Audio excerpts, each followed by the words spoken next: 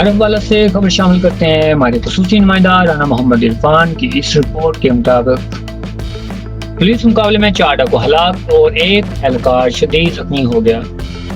जख्मी पुलिस एहलकार को तशवीशनाक हालत में अस्पताल मुंतकिल कर दिया गया। डाकू त्रिकनी रोड पर वारदात के नाका लगा रहे थे कि SHO CCD जमान रशीद और इनकी टीम का आमना सामना हो गया। अवाम की जान माल का तहफ़्फ़ुज़ हर सूरत यकीनी बनाएंगे डिस्ट्रिक्ट ऑफिसर मलक तारक